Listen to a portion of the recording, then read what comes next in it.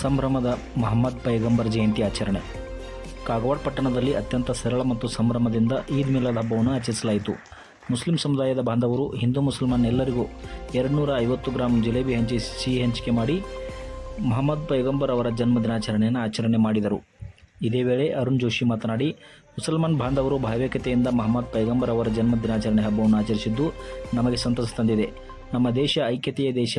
ಎಲ್ಲ ಜಾತಿ ಜನಾಂಗದವರೆಲ್ಲರೂ ಸೇರಿ ಎಲ್ಲ ಹಬ್ಬಗಳಲ್ಲಿ ಪಾಲ್ಗೊಂಡು ವಿಶೇಷವಾಗಿ ಆಚರಿಸುವುದು ರೂಢಿ ಸಂಪ್ರದಾಯವಾಗಿದ್ದು, ಎಲ್ಲರೂ ಒಗ್ಗಟ್ಟಾಗಿ ಬಾಳುವುದೇ ಹೆಮ್ಮೆಯ ಪ್ರತೀತಿಯಾಗಿದೆ.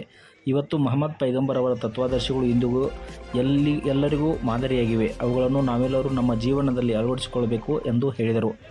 ಈ ವೇಳೆ ಮುಖಂಡರಾದ ರಮೇಶ್ ಚೌಗಲೆ, ಪ್ರಕಾಶ್ ಚೌಗಲೆ, ಸೌರವ್ ಪಾಟೀಲ್, ಅರುಣ್ ಜೋಶಿ, ಇಸ್ಲಾಂ ಜಮಾದಾರ್, ಪ್ರಕಾಶ್ ಮಿರ್ಜಿ, ಬಾಬು ಸೈಯದ್, ಕಾಶಿಂ ಮುಲ್ಲಾ, ಜಮೀಲ್ ಶೇಖ್, ಶಾಹಿದ್ ಮಿರ್ಜೆ, ಮಲಿಕ್ ಮಕಾಂದಾರ್, ಹಾಫೀಜ್ ಯೂನುಸ್, ಖಾಜಾ ಸಾಬ್ ಮುಲ್ಲಾ, ಮೆಹಬೂಬ್ ಜುಗಡೆ, ಬಾಳು ಕೋರ್ಬು, ಅಮರ್ ಸಿಂಧೆ, ಶಂಕರ್ ನಾಯ್ಕ್, ಸಲೀಂ ಕನವಾಡೆ, ಜಾವೀದ್ ಅಲಾಶೆ, ಸಮಸ್ತ ಕಾಗವಾಡ ಪಟ್ಟಣದ ಬಾಂಧವರು ಮತ್ತು ಕಟ್ಟಡ ಕಾರ್ಮಿಕ ಸಂಘದ ಸದಸ್ಯರು ಈ ವೇಳೆ ಉಪಸ್ಥಿತರಿದ್ದರು. खुशी के तौर पर मना रहे हैं और अल्लाह के नबी सल्लल्लाहु अलैहि वसल्लम को अल्लाह ताला ने तमाम कायनात का नबी बनाकर भेजा. जो भी दुनिया के अंदर ಯಾರು ಸಾಧು ಸಂತರು ಜಗತ್ತಿನಲ್ಲಿ ಬರ್ತಾರೋ ಯಾರು ಒಂದು ಧರ್ಮಕ್ಕಾಗಿ ಸೀಮಿತ ಇರಂಗಿಲ್ಲ, ಆ ಎಲ್ಲ ಸಮಾಜಕ್ಕಾಗಿ ಇರ್ತಾರೋ. ಮತ್ತು ಅದೇ ಒಂದು ಕಾರ್ಯಕ್ರಮ ದೃಷ್ಟಿಕೋನ ಇಟ್ಟುಕೊಂಡು ನಾವು ಇಲ್ಲಿ ಇವತ್ತು ಈ ಕಾರ್ಯಕ್ರಮವನ್ನು ನಾವು ಇಲ್ಲಿ ಮಾಡ್ತಾ ಇದ್ದೇವೆ. ಮತ್ತು ಈ ಕಾರ್ಯಕ್ರಮಕ್ಕೆ ಆಗಮಿಸಿದಂಥ ಊರಿನ ಎಲ್ಲ ಗಣ್ಯಮಾನ್ಯರಿಗೆ ನಾನು ಸ್ವಾಗತಿಸ್ತೇನೆ. ಮೊಟ್ಟ ಮೊದಲಿಗೆ ಹಿಂದೂ ಮುಸ್ಲಿಮರ ವತಿಯಿಂದ ಈದ್ ಉಲ್ ಫಿತ್ರ್ ಮೊಹಮ್ಮದ್ ಪೈಗಂಬರ್ ಜಯಂತಿಯನ್ನು ಒಳ್ಳೆಯ ಸಂಭ್ರಮದಿಂದ ಆಚರಣೆ ಮಾಡಿದ್ದಾರೆ.